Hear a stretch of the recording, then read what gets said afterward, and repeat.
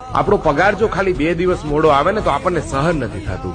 આ તો 4 મહિના સુધી તડકો છાંયો જોયા વગર મહેનત કરીને છેલ્લે જ્યારે પાક લેવાની તૈયારી હોય ત્યારે વરસાદ આવે ને બધી મહેનત ઉપર પાણી ફેરવી દે।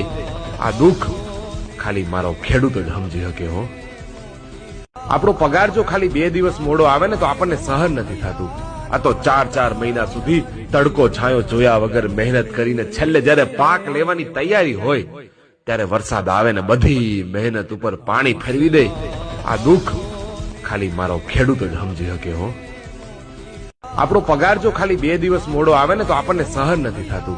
આ તો 4 મહિના સુધી તડકો છાંયો જોયા વગર મહેનત કરીને છેલ્લે જ્યારે પાક લેવાની તૈયારી હોય ત્યારે વરસાદ આવે ને બધી મહેનત ઉપર પાણી ફેરવી દે।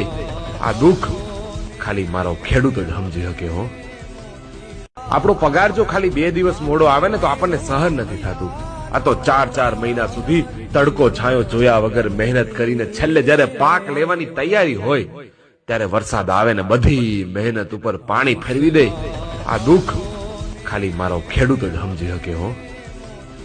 આપણો પગાર જો ખાલી 2 દિવસ મોડો આવે ને તો આપણને સહન નથી થતું। આ તો 4 મહિના સુધી તડકો છાંયો જોયા વગર મહેનત કરીને છેલ્લે જ્યારે પાક લેવાની તૈયારી હોય ત્યારે વરસાદ આવે ને બધી મહેનત ઉપર પાણી ફેરવી દે। આ દુઃખ ખાલી મારો ખેડૂત જ સમજી શકે હો। આપણો પગાર જો ખાલી 2 દિવસ મોડો આવે ને તો આપણને સહન નથી થતું।